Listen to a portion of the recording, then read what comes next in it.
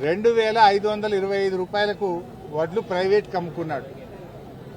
రేవంత్ రెడ్డి గారు బోనస్ ఇస్తారు కదా అంటే పోయిన యాసంగి బోనస్ ఇయ్యలేదు సార్, అందువల్ల నమ్మకం లేదు నాకు ఆయన బోనస్ ఇస్తాడని, అందుకే గవర్నమెంట్కి అమ్మలేదు సార్, ప్రైవేట్లో 2500కి అమ్ముకున్నా అంటుండు.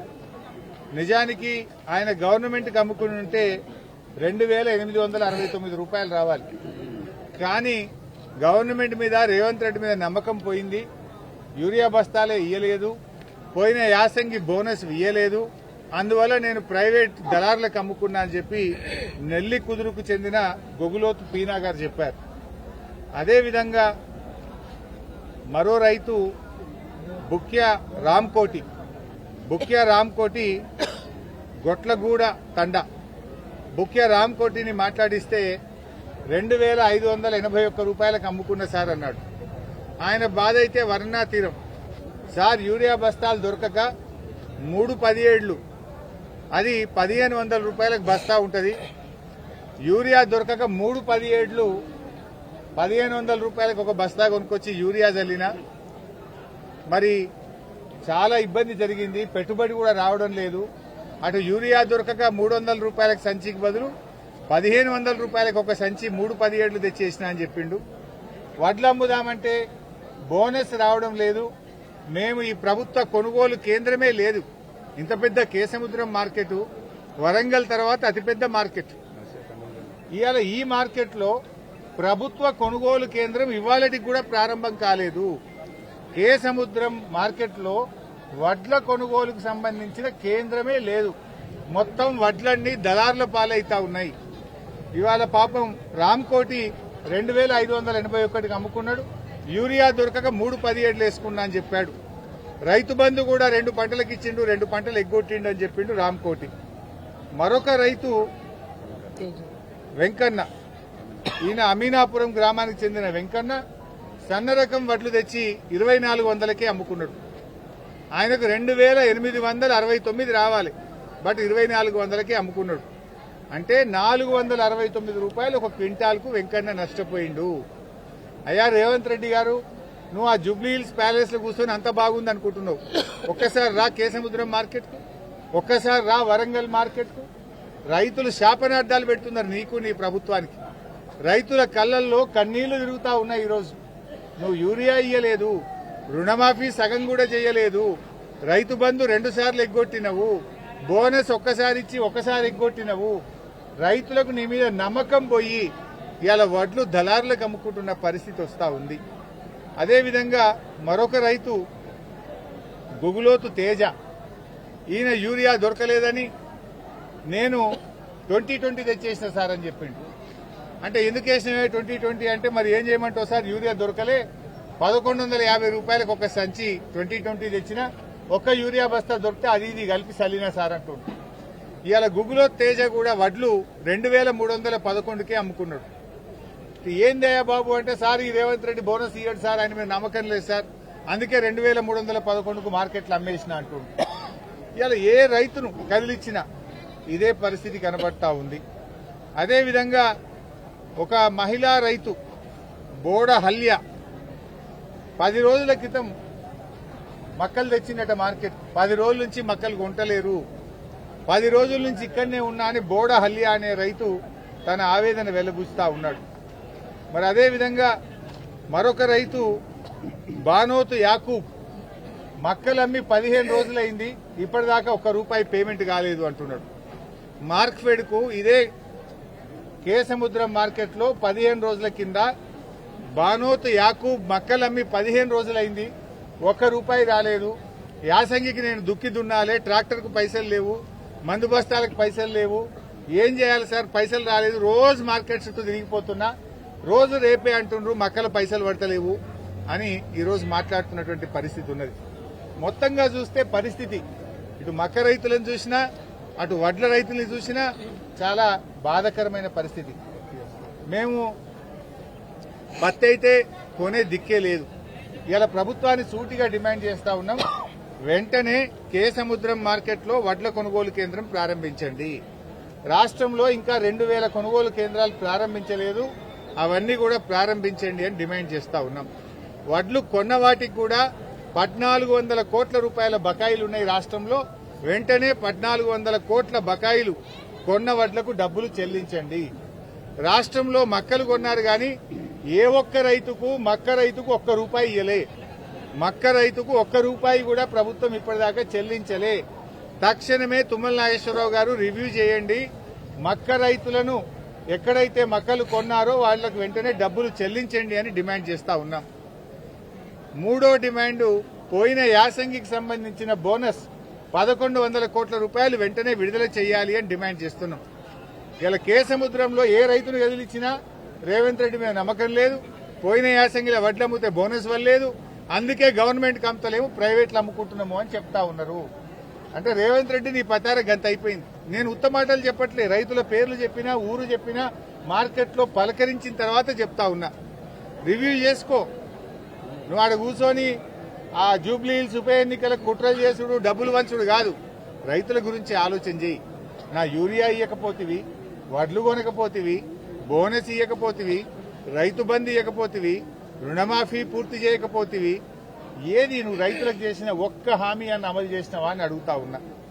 ఇకపోతే ఈ మార్కెట్లో రాత్రిపూట అన్ని పందులు మేకలు బాగా ఇబ్బంది పడుతున్నారు. రైతులు చెప్తా ఉన్నారు, రాత్రి ఇండే పడుకుంటున్నాం సార్ చలిలా, రాత్రిపూట పందులు వస్తున్నాయి, మార్కెట్లా మేకలు వస్తా ఉన్నాయి, బాగా ఇబ్బంది ఉంది, ఇక్కడ సెక్యూరిటీ లేదు, మార్కెటింగ్ అధికారులు పట్టించుకోవడం లేదని కూడా రైతులు తమ ఆవేదన వ్యక్తం చేస్తా ఉన్నారు. సో ఇప్పటికైనా ప్రభుత్వం స్పందించి తగిన సెక్యూరిటీ ఏర్పాటు చేయండి, వెంటనే కొనుగోలు ప్రారంభించండి. ఇవాళ పత్తి రైతులు ఇవాళ అట్లీస్ట్ ప్రతిపక్షం కదిలినాకనన్నా ఇవాళ ప్రభుత్వం కదిలింది. మేము ఇవాళ రాష్ట్ర వ్యాప్తంగా బీఆర్ఎస్ నాయకులు అన్ని మార్కెట్లు పోయింది కనుక ఇవాళ తుమ్మల నాగేశ్వరరావు గారు హడావిడిగా జిన్నింగ్ మిల్లుల వ్యాపారులతో మీటింగ్ పెట్టి సమస్య పరిష్కరించి రేపటి నుంచి పత్తి కొంటాము అన్నారు. మరి ఈ పని ముందు ఎందుకు చేయలేదు? నిన్న కొనుగోలు కేంద్రాలు బంద్, ఇవాళ కొనుగోలు కేంద్రాలు బంద్. అంటే బీఆర్ఎస్ కదిలితే గాని, బీఆర్ఎస్ ప్రశ్నిస్తే గాని ఈ ప్రభుత్వంలో చలనం లేదు. బీఆర్ఎస్ ఇవాళ ప్రధాన ప్రతిపక్షంగా రైతుల పక్షాన పోరాడుతుంది కనుకనే మీలో కనీసం కదలికి వచ్చింది. బీఆర్ఎస్ ప్రశ్నిస్తే మొన్న జూబ్లీ హిల్స్ ఎన్నికల ముందు వారం ముందు మైనార్టీకి మంత్రి ఇచ్చింది. బీఆర్ఎస్ కొట్లాటనే ఇచ్చింది కదా, 2 ఏళ్లు ఇయ్యలే కదా. ఇప్పుడు కూడా బీఆర్ఎస్ గట్టిగా బయలుదేరిందంటే జిన్నింగ్ మిల్లులతో చర్చించి రేపటి నుంచి పత్తి కొంటామంటున్నారు. అదొక్కటే కాదు, ఇంకా చాలా ఉన్నాయి. మక్కలకు చెల్లింపులు చేయండి, రైతులకు బోనస్ విడుదల చేయండి, ఇవన్నీ కూడా పట్టించుకోవాలని చెప్పి మేము ప్రభుత్వాన్ని కోరుతా ఉన్నాం. మరి ఇక మహబూబాద్కి వస్తే మొన్న బాగా వర్షాలు పడ్డాయి, విపరీతమైన వర్షాలు పడితే రోడ్లు తెగిపోయినాయి. మరి సీతారాం తండా అయితే పూర్తిగా మునిగిపోయింది. రేవంత్ రెడ్డి గారే స్వయంగా మహబూబాద్కి వచ్చి సీతారాం తండాకు కొత్తగా ఇళ్లు కట్టిస్తాం, కొత్తగా మళ్ళొక తండా నిర్మిస్తామని చెప్పిపోయిండు. ఇంతవరకు ఒక్క ఇల్లు కట్టింది లేదు, ఒక్క అడుగు కూడా ముంగడ పడ్డది లేదు. తెగిపోయిన రోడ్లు పట్టించుకున్న పాపాన పోలేదు.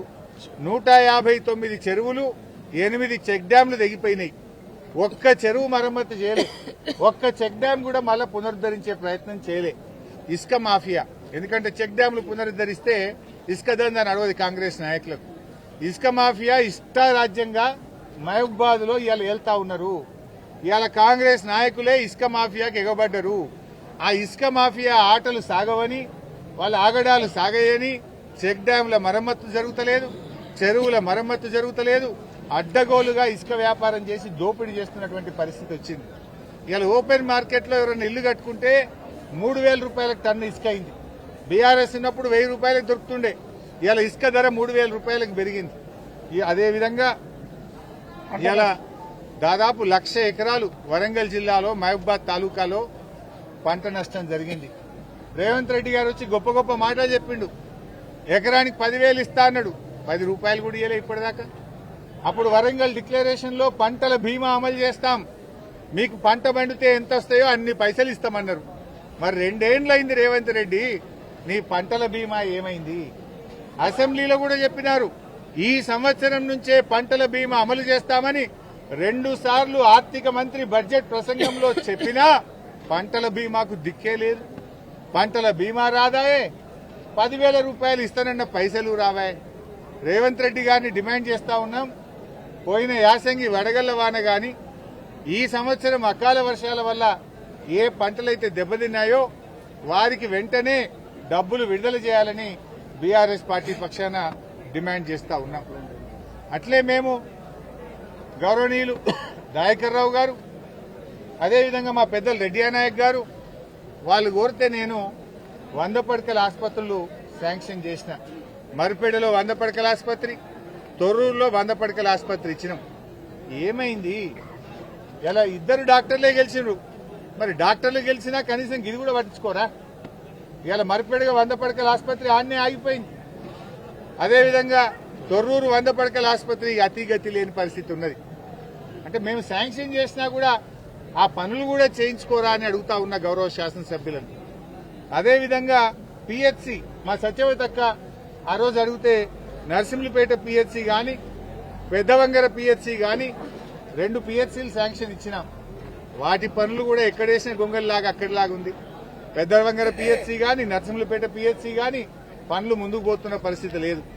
ఇక పాఠశాలలు మన ఊరు మనబడి ఎంతో అద్భుతంగా జరిగింది. మన ఊరు మనబడి మొత్తం ఆగిపోయింది. పాఠశాలల్ని పట్టించుకునే పరిస్థితే లేదు. అయ్యా రేవంత్ రెడ్డి నువ్వు కట్టే గురుకులాలు ఇప్పటి 2 ఏళ్లయింది. ఈడ కూడా కొబ్బరికాయ కొట్టినట్టున్నారు. డోర్నకల్లా ఏడాది కింద కొబ్బరికాయ కొట్టిరు. అదేందేమో ఇంటిగ్రేటెడ్ స్కూల్ కడతామని ఇయ్యేటి వరకు ఒక ఇటుక పెట్టింది లేదు, ఓ తట్టెడు మట్టి దవ్వింది లేదు.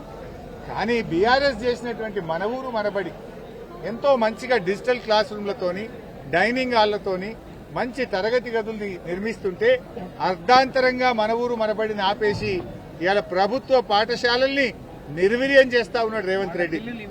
ఇవాళ ఈ విద్యా సంవత్సరంలో రేవంత్ రెడ్డి పాలనలో ప్రభుత్వ పాఠశాలల్లో 67,000 మంది పిల్లలు ఈ రాష్ట్రంలో తగ్గారు. ప్రభుత్వ పాఠశాలల మీద నమ్మకం పోయింది. నీ పాలనలో 67,000 మంది విద్యార్థులు ఈ విద్యా సంవత్సరంలో తగ్గారు. 1000కి పైగా పాఠశాలలు రేవంత్ పాలనలో మూతబడ్డాయి. ఇంటర్మీడియట్ చదువుకునే పిల్లలకు ఈ సంవత్సరం ఇప్పటిదాకా పుస్తకాలే రాలే. ఇక నెలైతే ఎగ్జామ్స్, 2 నెలలైతే ఎగ్జామ్స్. ఇయ్యాలటి వరకు ఇంటర్మీడియట్ చదువుకునే పిల్లలకు పుస్తకాలు కూడా ఇయ్యని చేతగాని విద్యాశాఖ మంత్రి ముఖ్యమంత్రి రేవంత్ రెడ్డి. ఈయననే విద్యాశాఖ మంత్రి, ఈయననే ముఖ్యమంత్రి. ఇంటర్మీడియట్ పిల్లలకు ఇప్పటికీ పుస్తకాలు కూడా ఇయ్యని చేతగాని ముఖ్యమంత్రి రేవంత్ రెడ్డి. పోదామా? ఏ కాలేజీకి పోదాం రేవంత్ రెడ్డి? ఇంటర్మీడియట్ పుస్తకాలు పంపినావా నువ్వు? కేసీఆర్ గారు ఉన్నప్పుడు ఎప్పుడు సకాలంలో జూన్లోనే పుస్తకాలు ఇచ్చినాం.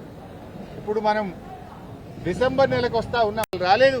ఇది రేవంత్ పాలనలో ఉన్న పరిస్థితి. అదేవిధంగా ఇక దవాఖానా, మా మహబూబాద్ దవాఖానా ఆ రోజు కేసీఆర్ గారు ఎంతో ప్రేమతోని మొట్టమొదటి దశలోనే మహబూబాద్ కు మెడికల్ కాలేజ్ ఇచ్చారు కేసీఆర్ గారు. ఇవాళ మెడికల్ కాలేజీ టీచింగ్ హాస్పిటల్ పనులు ముందుకు పోతలేవు, అక్కడనే ఆగిపోయింది. 500 పడకల ఆసుపత్రి, ఆ పనులు జరుగుతలేవు. డాక్టర్ పోస్టులు 100కు పైగా ఖాళీలున్నాయి. పేదలకు వైద్యం అందుతలేదు. చివరికి ఎంత దుర్మార్గం అంటే సిగ్గుపడాలి రేవంత్ రెడ్డి గారు. మొన్న బోధ్య రాజు అని చిన్నగూడూరుకు చెందిన ఒక వ్యక్తి బతికుండగానే తీసుకుపోయి ఆయనను మార్చురీలు వేసేసింది. ఇంత దుర్మార్గమా?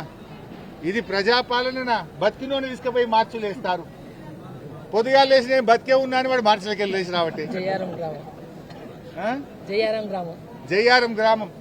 జయ్యారం గ్రామం చిన్నగూడూరు మండలం.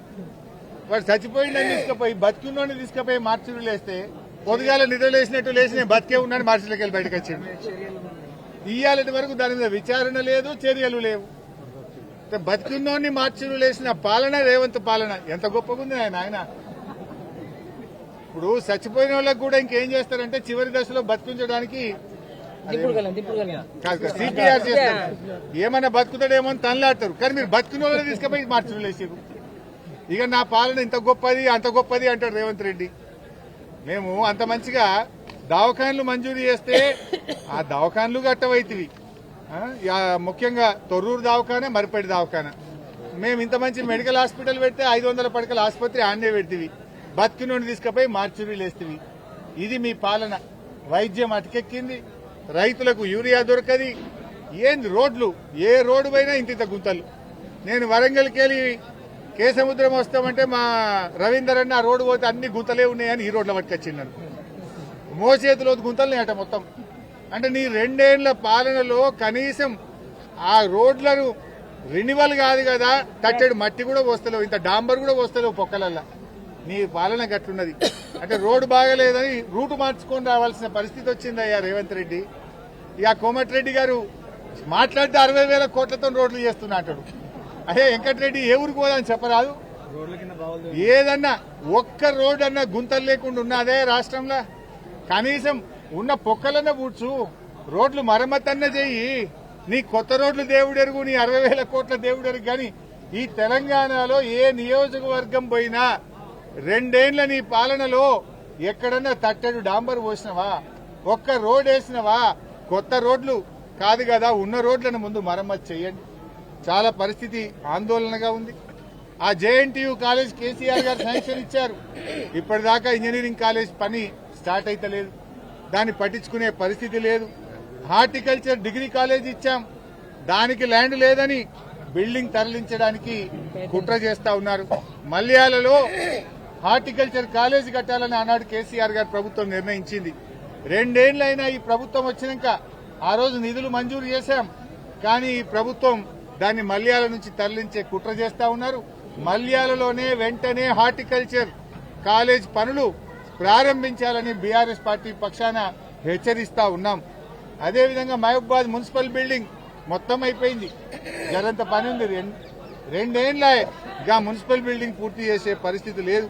ఇవాళ ఎస్టీలకు, మా లంబాడీలకు కనీసం ఒక మంత్రి పదవి కూడా ఇయ్యలే ఈ ప్రభుత్వం.